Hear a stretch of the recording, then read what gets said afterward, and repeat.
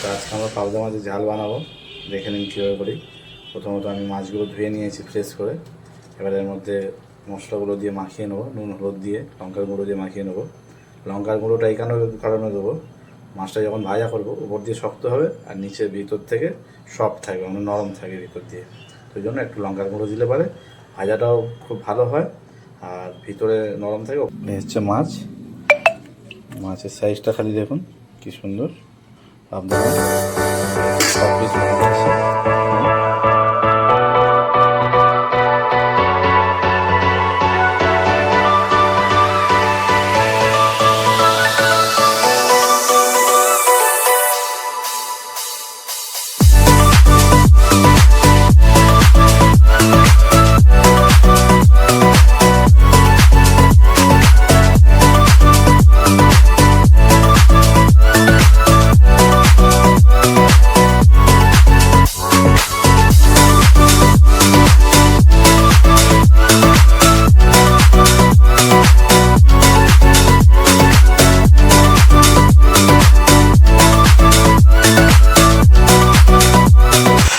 বসিয়ে দিয়েছি, সামগ্রী সব রেডি করে নিয়েছি। চলুন সব কিছু একে একে দিয়ে দেওয়া যায়। সামগ্রীটা দেখিয়ে নিই। দেখুন পেঁয়াজ কলি দিয়ে হবে, ঠিক আছে। এটা পেঁয়াজ কলির পাতা, এটা টমেটো, এটা পেঁয়াজ কলির পেঁয়াজ, আদা রসুন বাটা, ধনে পাতা, পেঁয়াজ বাটা, আর এই হচ্ছে মাছ ভাজা। কড়া আমি বসিয়ে দিয়েছি, এর মধ্যে তেল দিয়ে দেবো। আমি তেল দিয়ে দিয়েছি, এতে আমরা স্টার্ট করি। তেলটা গরম হয়ে যায়, পেঁয়াজ পাতার পেঁয়াজগুলো দিয়ে দিলাম। পেঁয়াজ পাতার যে গোড়াতে পেঁয়াজগুলো থাকে সেই পেঁয়াজ আর মোটা পেঁয়াজের পাতাগুলো দিয়ে দিলাম কড়াতে। তাকে আমরা ভালো করে ভেজে নেবো। এটাকে ভেজে একটু ভালো করে নেড়ে ছেড়ে নিয়ে এই হচ্ছে পেঁয়াজ পাতাগুলো আমি দিয়ে দেবো।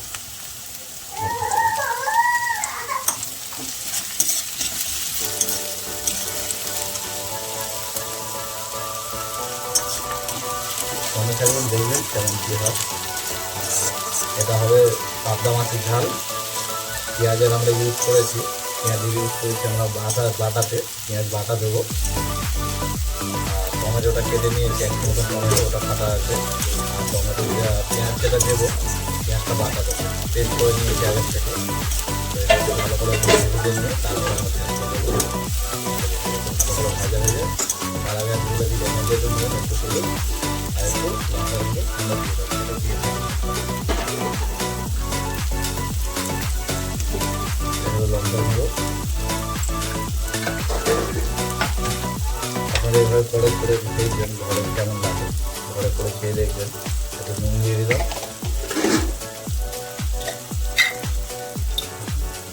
একটু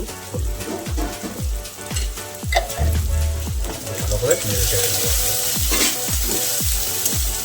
তো আমি যত রকম তরকারি করি এইভাবেই করি, তো আপনারাও করে দেখবেন কেমন লাগে, করে খেয়ে একবার দেখবেন। প্রথমে এগুলো এই কারণেই দিই, পেঁয়াজের গন্ধটাও মরে যায় আর একটা মানে ভালো সেন্ট, সুন্দর একটা সেন্ট। এইভাবে আপনারা করে দেখবেন, খেতে বেশ ভালো লাগবে। লাল ভাজা হয়ে গেলে তারপরে আপনারা টমেটো দিয়ে দেবেন। এর মধ্যে আপনারা টমেটো কুচিগুলো দিয়ে দেবেন। এটা ছোটো ছোটো দুটো টমেটো আছে, প্রায় 100 টমেটো আছে, দিয়ে দিলাম। এবং টমেটোটা যতক্ষণ না গলছে ততক্ষণ আমরা ভেজে নেব ভালো করে। টমেটোটা ভালো করে গলে এসছে, অনেকটাই নরম হয়ে গেছে টমেটো। ওর মধ্যে দিয়ে দেবো আমরা পেঁয়াজ বাটা। পেঁয়াজটা বেঁধে রেখেছিলাম, তারপরে 1-1.5 পেঁয়াজ আছে, পেঁয়াজ গোটা পেঁয়াজ দিয়ে ফেলছেন আপনারা, দিয়ে দেবেন। পেঁয়াজ বাটাটা দিয়ে দেবো। মশলাটা একটু বড়ো হবে, আগেই বলেছিলাম, খেতেও ভালো লাগবে।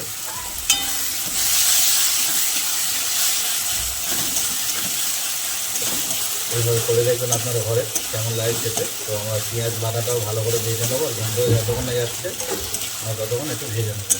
পেঁয়াজ ভাজা হলে তেল ছেড়ে আসবে, তারপর আমরা বাদবাকি উপকরণগুলো দেবো। তো পেঁয়াজ বাটাটা একটু ভালো করে ভেজে নিয়ে আসবে। তো গাইস, এটাতে তেল ছেড়ে এসছে, এবার আমরা টমেটোগুলো দিয়ে দেবো। সরি, টমেটো দিয়ে দিতে হবে না, আমাদের তেল দেখছেন তো, তেল ছেড়ে এসছে চারদিক দিয়ে। তো আমরা একটু গ্যাসটা আস্তে করে দেবো। গ্যাসটা আস্তে করে দিয়ে একটু আদা রসুন বাটার মধ্যে দিয়ে দেবো, বেশি দেবো না, 1 চামচই দিলাম। 1 চামচ আদা রসুন বাটা, কারণ ওটা তো 1 চামচ আদা রসুন বাটাই দিতে হবে, বেশি দিলে হবে না। এটাকে মিক্স করে নেওয়া যায়, আদা রসুনটাকে ভালো করে মিক্স করে নেবো। আর এর গন্ধটা না যাওয়া পর্যন্ত অন্য কোনো মশলা আমরা দেবো। আদা রসুনটাকে ভালো করে দিয়ে দিতে হবে। আদা রসুন যেটা গন্ধ আছে, গন্ধটা মরে গেলে তারপরে গ্যাসটা আমরা লাগিয়ে নেবো। তো গাইস, আমাদের যেটা মশলা টমেটো ভাজা হয়ে গেছে, তো আমরা এখন গুঁড়ো মশলাগুলো দিয়ে দেবো।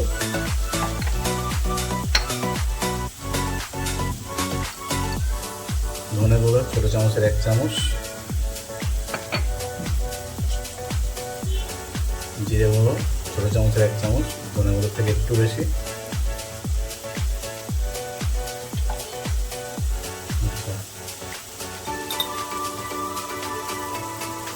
লঙ্কার গুঁড়ো তখন 1 চামচ দিয়েছিলাম, 1 চামচ ভরে, ছোটো চামচের 1 চামচ ভরে 1 চামচ লঙ্কার গুঁড়ো,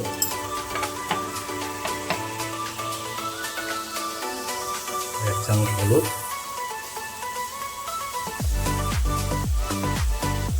নুন 1/2 চামচ।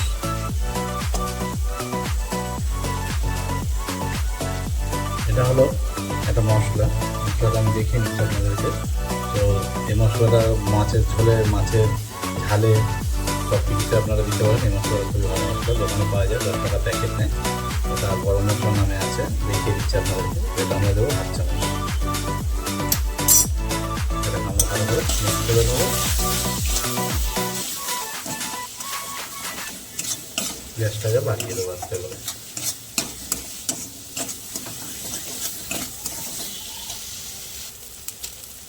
এই যে মশলাটা আপনার দোকানে, যে কোনো দোকানে পেয়ে যাবেন। এখানে গরম মশলা লেখা আছে, দেখতে পাচ্ছেন তো, গরম মশলা, যেটা সবজিতে মাছের ঝোলে বেশি ভালো লাগে। সেটা ইউজ করে দেখবেন কেমন লাগে, খুবই ভালো মশলাটা। তো আমরা এটা ভালো করে একটু নেড়ে চেড়ে নেবো, নিয়ে সামান্য একটু জল দেবো। মশলাটা ধরে যাচ্ছে নিচে, একটুখানি জল দেবো। ভালো করে নেড়ে চেড়ে নেবো একসঙ্গে। রাইস আমাদের মশলাটা ভাজা হয়ে গেছে, এর মধ্যে আমরা জল দিয়ে দেবো, অল্প অল্প করে জল দেবো, ঘাঁটবো, ভালো করে একটু ঘেঁটে মিশিয়ে নেবো, তারপর আবার জল দেবো। দেখুন মাছ কম আছে, কিন্তু পেঁয়াজের পাতার জন্য, পেঁয়াজ কলির জন্য মশলাটা আমি বলেছিলাম একটু বড়ো হবে। মশলাটাই মেন হচ্ছে খাওয়ার জন্য করা, তো এর মধ্যে মাছটা দিলে স্বাদটা একটু ভালো হবে। আমি এখন জল দিয়ে দেবো, অনুমান মতো জল দিয়ে দেবো। আমরা এতে 300 ml, 300 থেকে 350 ml জল ইউজ করবো, ঠিক আছে? এটা ফুটে উঠলে আমরা মাছগুলো আস্তে আস্তে ছেড়ে দেবো।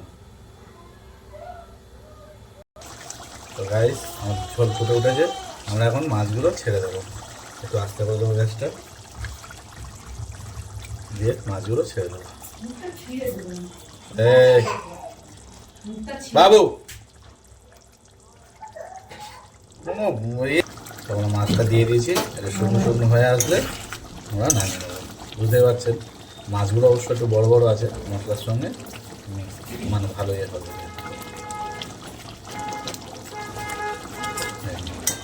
একটু শুকনো হয়ে আসলে আমরা নামিয়ে নেব।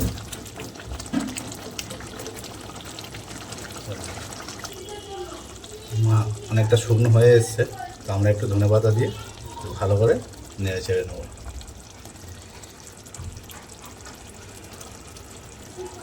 কে কোথা দিয়ে দেখছেন অবশ্যই জানাবেন, আর কেমন লাগলো রেসিপিটা সেটাও জানাবেন। করে খেয়ে দেখবেন, ঘরে করে খেয়ে দেখবেন, তারপর নয় কমেন্ট করবেন। আর যদি ভালো লাগে একটা লাইক কমেন্ট শেয়ার করবেন। আর যদি ইউটিউব দেখেন, তো ইউটিউবে আমার চ্যানেল আছে ছোট্ট হালদার ব্লগস নামে, সেটাতে গিয়ে একটু সাবস্ক্রাইব আর বেল আইকনটা টিপে দেবেন, যাতে কী হবে প্রত্যেকবার আপনি যখন ভিডিও আসবে আপনাদের সামনে নোটিফিকেশান চলে আসবে, আপনারা দেখতে পারবেন। তো আমরা এখন এটা নামিয়ে নেবো একটা জায়গাতে, নামিয়ে নেওয়ার পরে ফাইনাল লুক আপনাদেরকে দেখানো হবে। তো চলুন এটাকে নামিয়ে নেওয়া যায়। আমরা এই থালার মধ্যে নামিয়ে নেব।